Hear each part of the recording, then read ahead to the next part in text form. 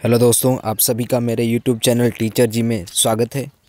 आज जो मैं बात करने वाला हूं वो एक महत्वपूर्ण वैकेंसी के बारे में बताने वाला हूं, जो कि आपका एसएससी एमटीएस यानी स्टाफ सिलेक्शन कमीशन, जो कि मल्टीटास्किंग स्टाफ के लिए वैकेंसी निकाली हुई है। ये जो एसएससी एमटीएस है ये उन स्टूडेंट्स या उन लोगों के लिए है जिन्होंने 10th पास कर लिया है या फिर 10th की जो है एलिजिबिलिटी है, यानी आपने अगर मैट्रिक पास किया हुआ है या फिर उसके समान अगर कोई कोर्स किया हुआ है तो आप इस एग्ज़ाम में बैठ सकते हैं। इसके लिए और कोई दूसरी रिक्वायरमेंट नहीं है। और जो दूसरी रिक्वायरमेंट जो आपके पड़ती है, एजुकेशनल नहीं, जो एज लिमिट है वो आपकी 18 से लेकर 27 साल की उम्र होनी चाहिए आपको, ठीक है। और जो उम्र की अगर बात करते हैं क्यों स्पेशल हो जाती है, क्योंकि इसके जो फाइनल रिजल्ट निकलता है, फाइनल रिजल्ट जब निकलेगा तो दो कैटेगरी में निकलता है। एक 18 से 25 उम्र के वर्ग में, और दूसरी निकलती जो है वो आपकी 18 से 27 उम्र की वर्ग में।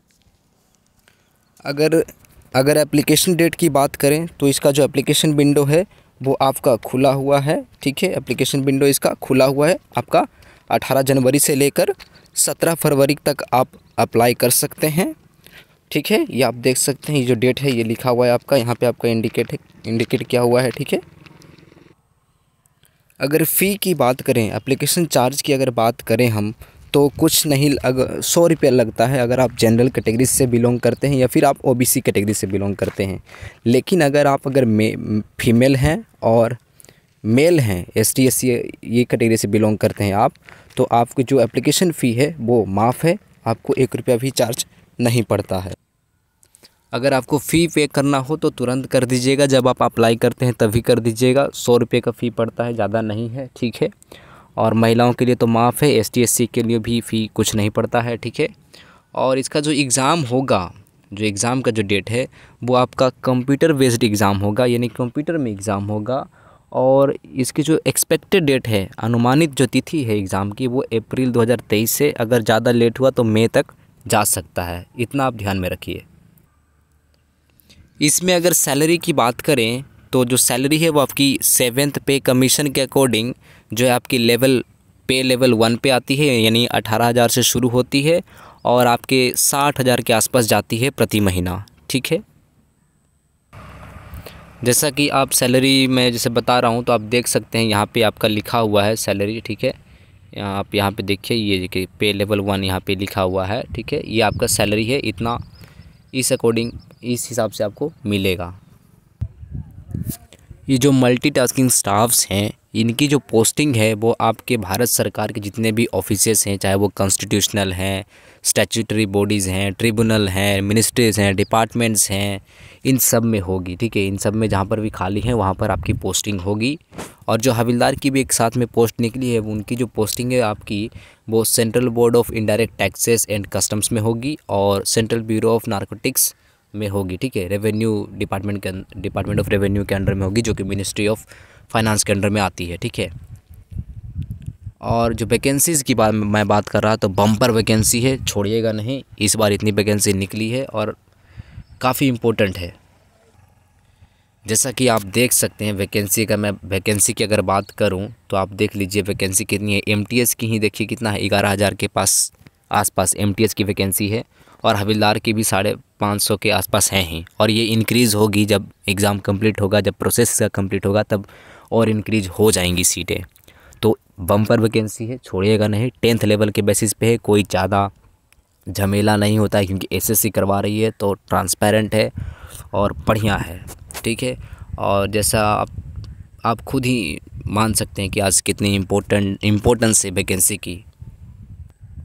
और रिजर्वेशन की बात करें तो जो एज रिलैक्सेशन है वो रिजर्वेशन कैटेगरी के अकॉर्डिंग आपको मिलेगी ही, ठीक है।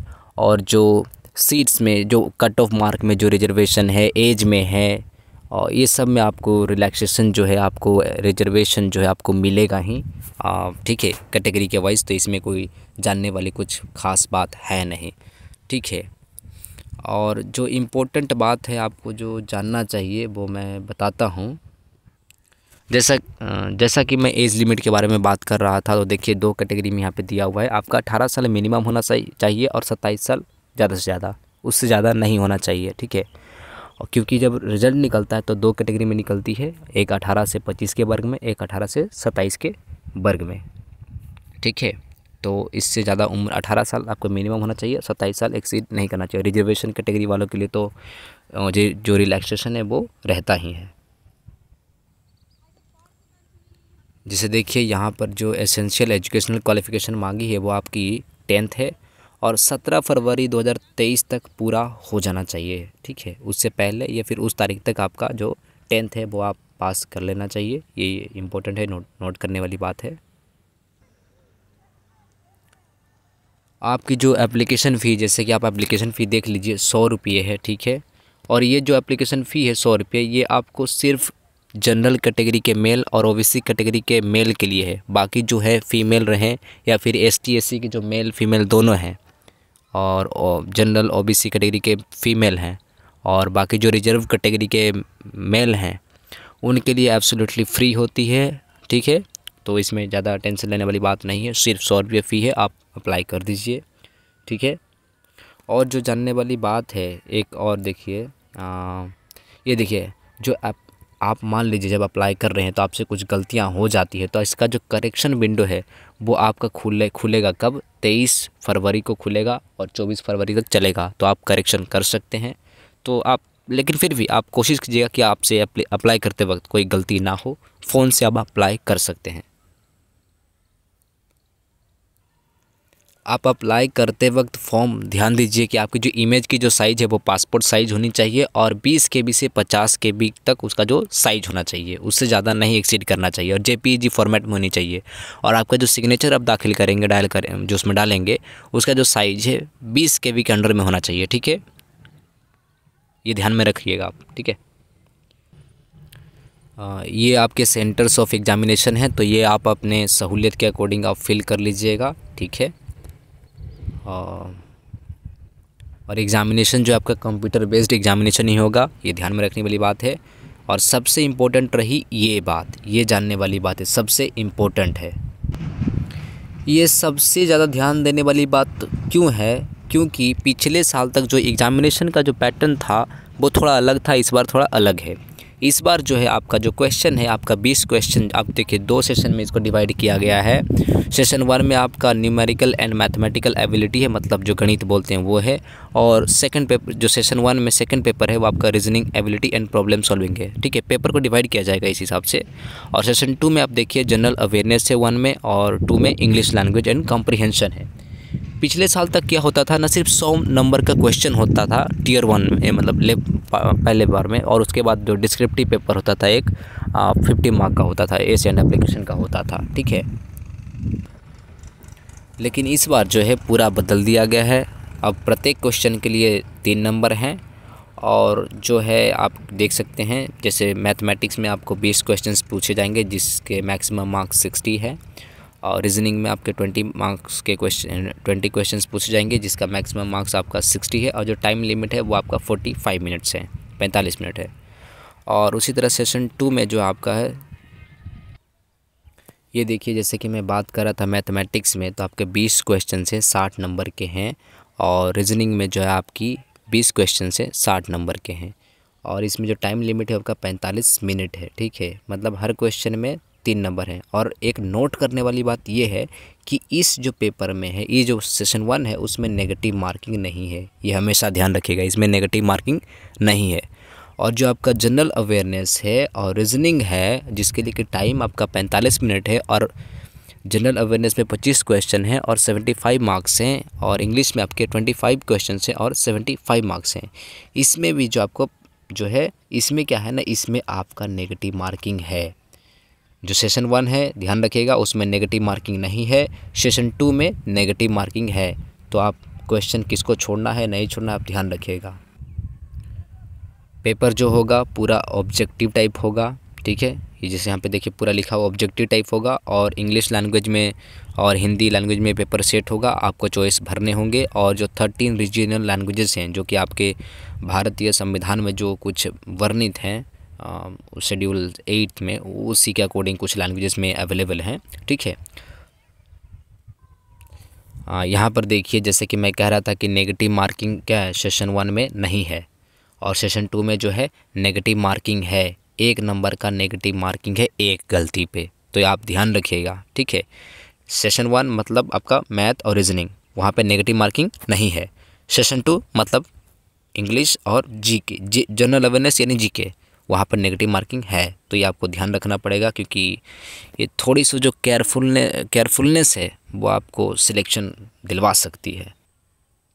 आप सिलेबस देख सकते हैं, सिलेबस आपको मिल जाएगा आप अगर पीडीएफ देखेंगे तो, ठीक है। तो जैसे न्यूमेरिकल एंड मैथमेटिकल एबिलिटी में होल नंबर है, इंटीजर्स है, LCM, HCF, decimals, fractions, relationship between numbers है, ऑपरेशन है, बॉड मास है, परसेंटेज है, रेशियो है, प्रोपोर्शंस है, वर्क एंड टाइम है, डायरेक्ट एंड इनवर्स प्रोपोर्शंस है, एवरेजेस है, simple interest, profit and loss, discount, area and perimeter of basic geometric figures है, डिस्टेंस एंड टाइम है, लाइंस एंड एंगल्स है, इंटरप्रिटेशन ऑफ सिंपल ग्राफ्स है and data है, square and square roots है, ठीक है। और reasoning ability and problem solving में आप देख सकते हैं, जैसे कि आपका कुछ है, जैसे अल्फ़ा न्यूमेरिक सीरीज है, coding, decoding, analogy, directions, similarities and differences, jumbling, problem solving, analysis, non verbal reasoning, ठीक है, ये सारे हैं। जैसा कि रीजनिंग सिलेबस के बारे में बात कर रहा था, तो वहाँ पे डायग्राम्स के हैं, एज कैलकुलेशंस है, कैलेंडर है, क्लॉक है, ठीक है, ये सब आप देख लीजिएगा। और जनरल अवेयरनेस की बात करें तो जनरल अवेयरनेस में जो आपकी geography, history, political science, art and culture, civics, economics, कहीं से भी क्वेश्चंस आ सकते हैं, ठीक है, बट 10th स्टैंडर्ड के होंगे, ज़्यादा हाई नहीं होंगे, ठीक है। और आप अगर इंग्लिश लैंग्वेज एंड कॉम्प्रिहेंशन की बात करें तो आप यहाँ पे देख लीजिए क्या क्या रहेगा। जैसे कि आप देख लीजिए यहाँ पे क्या क्या रहेगा, जैसे कि इंग्लिश लैंग्वेज में आपका वोकैबुलरी है, ग्रामर है, सेंटेंस स्ट्रक्चर है, सिनोनिम्स है, एंटोनिम्स है, और इसका करेक्ट यूसेज रहेगा।